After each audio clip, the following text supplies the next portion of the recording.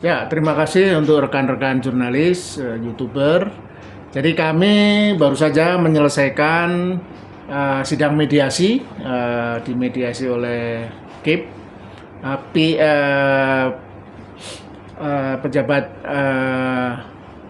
Jadi kebetulan ketua KIP, ketua komisioner sendiri yang menjadi mediatornya. Jadi kita bermediasi dengan 3 KPU. Jadi KPU Pusat, KPU DKI, dan KPU Solo. Jadi kesimpulannya cepat saja bahwa mediasi gagal. Jadi tidak tercapai kesepakatan sehingga kami melanjutkan untuk sidang adjudikasi yang rencananya akan digelar Senin depan. Jadi diskusinya tidak terlalu menarik dan rumit karena sebenarnya kan kita simpel saja ke KPU itu meminta salinan ijazah dan meminta berkas-berkas terkait standar operasional prosedur, sop mengenai verifikasi dan semacam itu. Nah, intinya yang menarik sebagai pengantar saya adalah catatan saya ya. Nanti untuk fakta-fakta dialognya biar Mbak Leoni, Mas Sam dan yang lain, bahwa ada satu inkoordinasi, ada satu inkonsistensi, bahkan sesama lembaga KPU. Simpelnya begini, permintaan kami untuk mendapat salinan ijazah itu kami bisa dapatkan dari KPU Pusat dan KPU DKI Jakarta, dan tidak kami dapatkan oleh KPU Solo. Dan KPU Solo bahkan permohonan kami itu sempat hilang dalam rimba email di Solo yang tidak mereka bisa temukan, terlambat menemukan. Nah, itu tadi sedikit kami pertanyakan. Pertanyaannya begini, kalau KPU Pusat dan KPU DKI sudah memberikan salinan ijazah, kenapa KPU Solo tidak bersedia memberikan salinan ijazah itu? Yang dengan catatan, salinan ijazah yang sudah diberikan oleh KPU Pusat dan KPU Jakarta juga kita persoalkan karena kami tadi menegaskan kami menginginkan salinan ijazah itu bersih dari sensor. Hal-hal yang ditutupi harus dihilangkan. Ada 7 atau 9 informasi yang ditutupi. Jadi walaupun salinan ijazah diberikan, tapi karena disensor tidak ada informasi yang penting. Apa informasi yang paling penting adalah benarkah salinan ijazah itu secara sah, valid, dilegalisir? Karena seperti yang sudah kami sampaikan beberapa waktu lalu, kok ada perbedaan stempel warna ijazah. Jadi pertanyaan ini yang bisa jawab mungkin UGM juga, KPU. Bisa standar warna stempelnya beda ya? Warna ada yang merah, ada yang biru. Apa perbedaan itu apa maknanya? Dan yang kedua, kenapa di stempel itu tidak juga ada tanggal kapan itu legalisasi? Dan kita tidak tahu tanda tangan yang melegalisasi. Yang ditutupi kan juga nomor induk mahasiswanya Jokowi, tanggal kelahiran, tanda tangan dekan, tanda tangan rektor, dan lain-lain. Nah, itu tadi kami menekankan bagaimana inkonsistensi dari KPU secara hierarkis. Pusat dan DKI sudah mengasih, tapi Solo sampai tadi masih berdalih sedang kami uji konsekuensi. Menunggu hasil uji konsekuensi. Itu catatan yang paling penting menurut saya. Jadi koordinasi tidak jalan, tidak ada logika konsistensi yang berjalan, dan akibatnya yaitu deadlock, mediasi gagal. Jadi berikutnya saya serahkan Mbak Leoni menambahkan. Mungkin saya tidak sempat menyampaikan. Setelah saya lihat tanggal permohonan, tanggal keberatan ke KPU Surakarta, itu mereka memberikan surat jawaban tanggal 29 September. Masih ingat nggak? Kita dapat undangan pertama itu dari KPU RI itu tanggal 1. Jadi sepertinya KPU baru memutuskan tanggal 1. Kan Terus jadi makanya mereka nggak sempat ngasih tuh ijazah.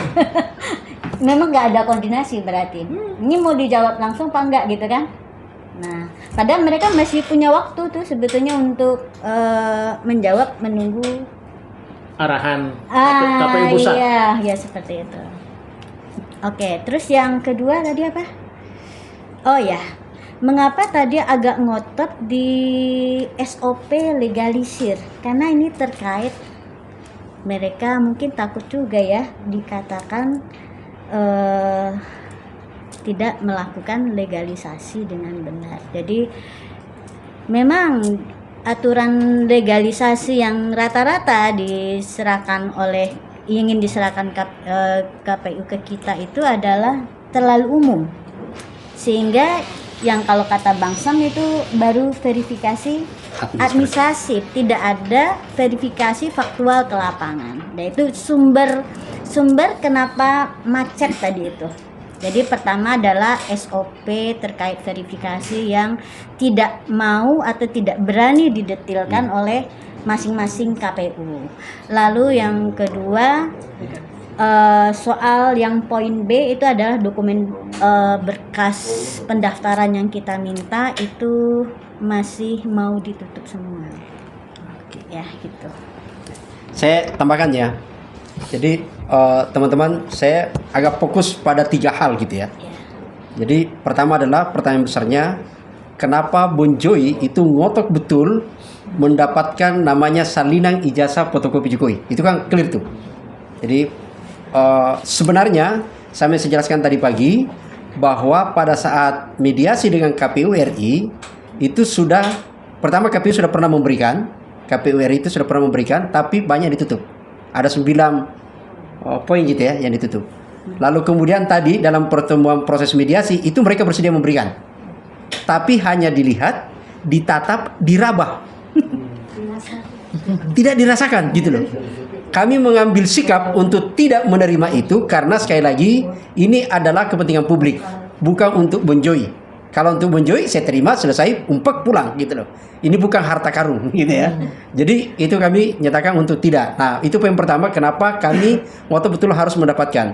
Yang kedua adalah masih berkaitan itu karena ini sebenarnya sudah menjadi bola liar.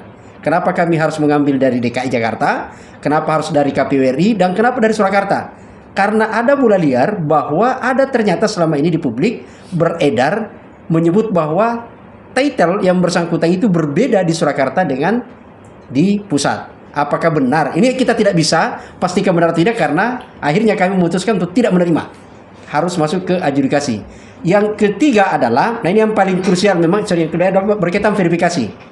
Saya ingin menjelaskan kepada teman-teman semua bahwa di KPU, baik itu KPU pusat maupun daerah, sebagai penyelenggara pemilu dan penyelenggara pilpres dan penyelenggara pilkada, wajib hukumnya, kewenangannya ada, fungsinya jelas, bahwa fungsi KPU adalah memastikan penyelenggara, peserta, bukan penyelenggara, peserta pemilu atau peserta pilkada, dalam ini calon itu clear. Dia adalah orang yang betul-betul memenuhi syarat yang dipersyaratkan. Misalnya, kalau dia betul SMA, maka harus jelas SMA-nya. Kalau dia sarjana, betul sarjananya. Maka itu harus diverifikasi. Dalam tahapan itu, kita membagi 2. Ada namanya verifikasi administrasi. Itu ketika kandidat datang melalui LO-nya ke KPU, itu kemudian menyerahkan dokumen-dokumen kemudian diverifikasi. Apakah nama yang ada di ijazah sama dengan nama KTP? Itu adalah verifikasi sederhana saja. Apakah betul fotonya sama dengan ini? Itu verifikasi saja. Verifikasi faktual itu wajib dilakukan untuk memastikan kebenaran. Dalam tahapan baik pilpres, ada di PKPU nomor 7 tahun 2017 gitu ya. Itu jelas bahwa KPU tugasnya adalah melakukan verifikasi untuk membuktikan kebenaran dokumen. Disebut situ kebenaran dokumen. Nah tadi baik KPU DKI, KPU RI, dan KPU Solo itu semua hanya melakukan verifikasi administrasi. Mereka akan melakukan verifikasi faktual alasannya kalau ada kecurigaan. Padahal kita tahu sudah ada kasus Bang Bantri gitu kan. Itu ketika di Pilpres. Nah, tapi terlepas itu saya ingin menyatakan bahwa teman-teman semua, kenapa harus berdasarkan pada nanti ada orang yang melakukan sanggahan, orang melakukan keberatan, padahal kewajiban dia memastikan. Contoh, pilkada di Rejua, Sabu Rejua di NTT sana, ada peserta bupati sudah hampir dilantik. Baru ketahuan ternyata ini bukan ijazah, bahkan KTP saja bisa dipalsukan gitu loh. Jadi disitulah pentingnya melakukan verifikasi itu di lapangan, itu penting. Sayang sekali tiga-tiganya menyebut tidak ada aturan itu. Opsional dapat. Kalau dalam hukum itu norma kebolehan. Dapat melakukan ini kalau ini. Padahal dapat itu adalah kita harus turunkan. Ternyata dia terjemahkan kalau ada yang melakukan keberatan. Padahal itu di dalam tahapannya sudah jelas, KPU berkewajiban memberikan informasi apakah betul dokumen itu benar atau tidak gitu. Itu yang tiga hal yang saya jelaskan. Prinsipnya semua kita masuk edukasi. Jadi bukan mediasi itu gagal karena ini gitu ya. Bahwa mediasi itu karena kami tidak mau, tapi prinsipnya adalah pemohon tidak puas atas jawaban termohon apa dokumen yang kita minta. Karena lagi-lagi yang kita suarakan adalah kepentingan publik.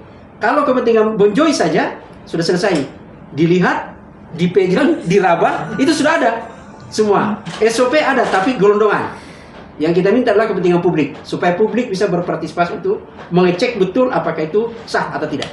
Oke, pada hari ini sidang mediasi tadi dari jam 9, jam 11, dan jam 1 itu gagal karena dari pihak KPU tidak mau transparan, nggak mau hanya mau melihatkan saja tapi nggak mau difotokan buat kami. Kenapa kami ngotot ijazah dan kedua KHS itu kan ada nilai situ, karena kami mau konfirmasi karena Pak Jokowi sendiri yang mengatakan IP dia kurang dari 2. Apa benar nggak? Maka itu kami ngotot untuk supaya mengecek, mengcross check. Tapi faktanya di sidang tadi tidak ada kesepakatan karena ya, kami menolak kalau cuma mau kasih tunjuk aja. Kami mau supaya barang itu ada di kami supaya kami lihat.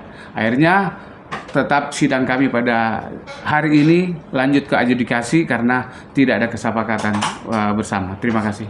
Ada sedikit ini ya. Waktu pertama itu kan dengan KPU, permintaan dokumen kita terbagi 2, yaitu yang soal SOP dan bagian yang dokumen berkas calon. Nah, waktu KPU kami memang menyepakati tadi bahwa itu diselesaikan lewat mediasi. Jadi nanti pada sidang dengan KPU kita mungkin tidak melihat adanya perdebatan soal SOP.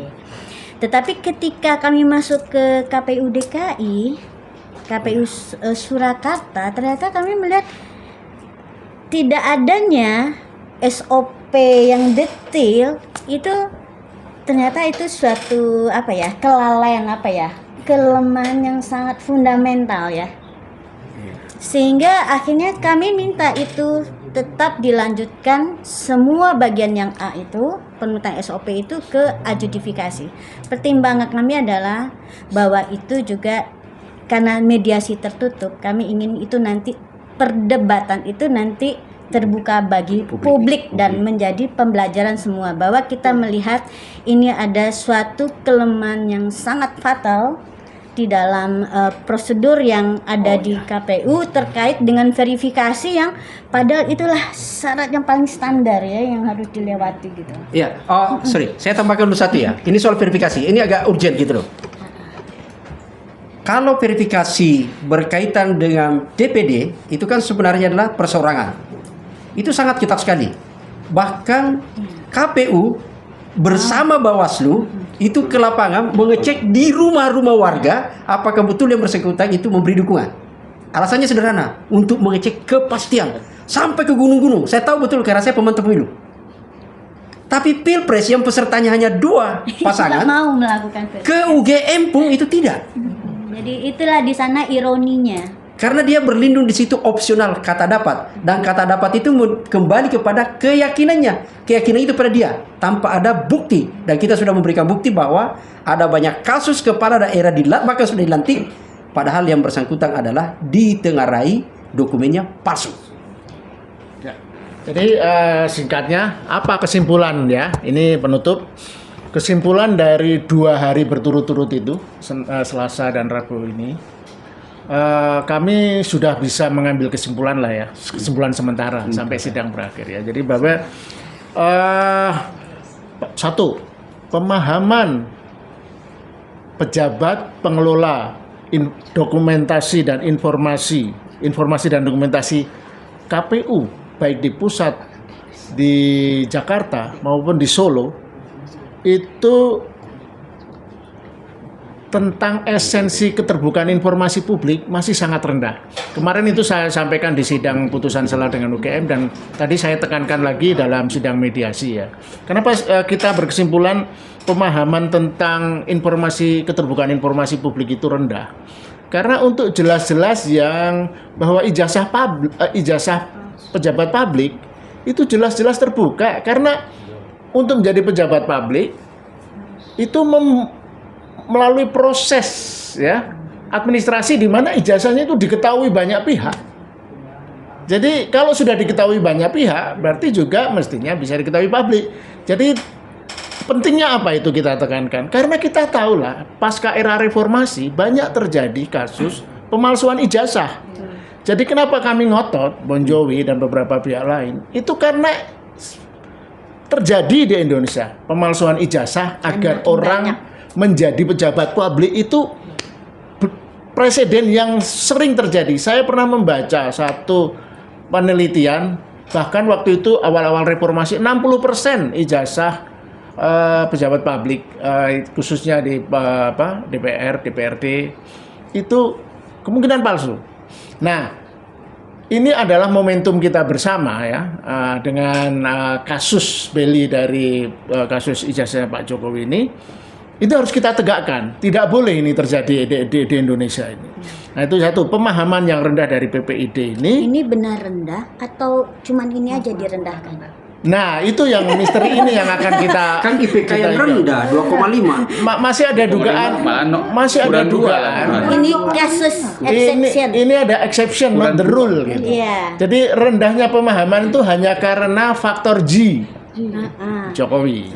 Jangan-jangan yang lain enggak. Jadi kemarin kan di sidang putusan sela majelis komisioner menegaskan itu. Kalau satu dokumen itu terbuka berlaku untuk siapa saja dong. Bukan dikecualikan untuk dokumennya Pak Jokowi gitu. Nah, jadi urut-urutan gonjang-ganjing ijazah palsu yang sudah berjalan lebih dari 3 tahun ini tetap tidak akan terungkap jika PPID KPU dan UGM dan kepolisian nanti masih memanfaatkan menggunakan menjunjung tinggi asas ketertutupan untuk melindungi pejabat yang istimewa itu. Memanfaatkan uji konsekuensi untuk melindungi itu. Yang kedua, jadi selain pemahaman yang rendah ya, jadi selalu tadi alasannya kalau dalam diskusi mediasi kami akan lakukan uji konsekuensi.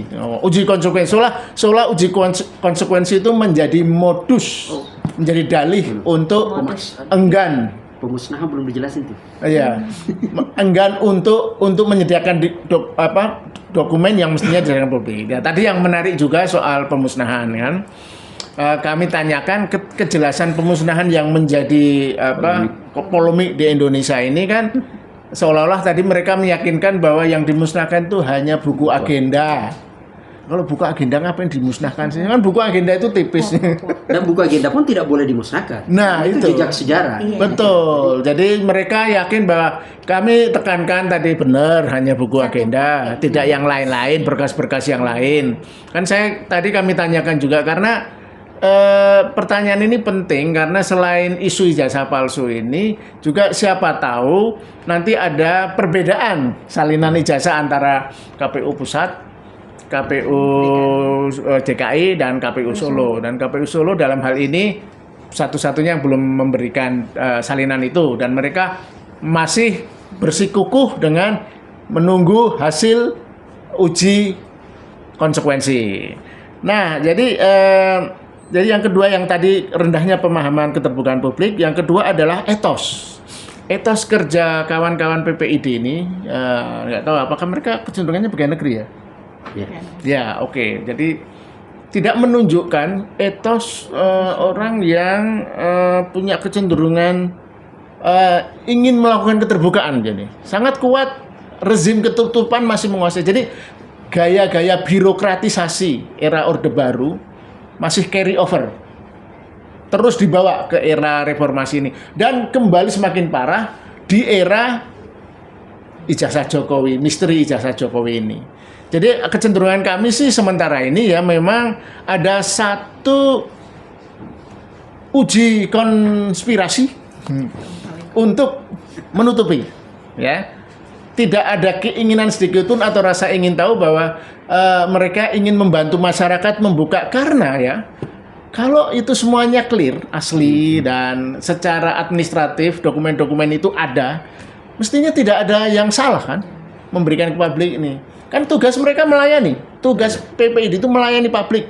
Mereka dibekerjakan di bidang PPID itu untuk melayani publik, karena yang menggaji adalah publik. Nah, jadi lemah, apakah satu karena lemahnya pengetahuan atau pemahaman, atau karena memang etos kerja yang rendah, karena memang ada semacam konspirasi untuk menutupi. Nah, akan kita tunggu pada babak berikutnya pada sidang-sidang di KPI ini. Demikian kawan-kawan. KIP ya, maaf. Sorry, yang soal dulu, soal pemusnahan gitu ya, supaya clear. Jadi kenapa ini juga bagian untuk bagian yang kita bawa masuk ke adjudikasi? Karena kami tidak mau ini seolah-olah tertutup lalu kemudian clear di publik gitu loh. Karena tadi pun tidak terjawab tuntas. Memang betul bahwa ada aturan yang dikeluarkan oleh KPU tahun 2023 berkaitan dengan JRA, jadwal retensi arsip gitu loh. Itu ada begitu ya. Tapi kan pertanyaannya adalah apakah proses pemusnahan itu ada? Ketika ditanya tadi, mereka menjawab, oh itu jadwal disebutkan. Jadi tadi pertanyaan kami adalah, apakah betul tidak ada pemusnahan atau ada? Dia sebut tidak ada. Tapi kan di jawaban di kami poin 10 itu musnah gitu loh. Musnah berarti kan tidak ada. Sehingga ya sudah sempat menyatakan memang bahwa itu terbuka. Tapi ketika terakhir dia menyatakan tidak, ya hanya kita bawa masuk ke adjudikasi. Jadi perdebatan soal pemusnahan juga dia bagian akan kita perdebatkan nanti di forum adjudikasi. Oke. Thank you. Oke. Terima kasih. Makasih.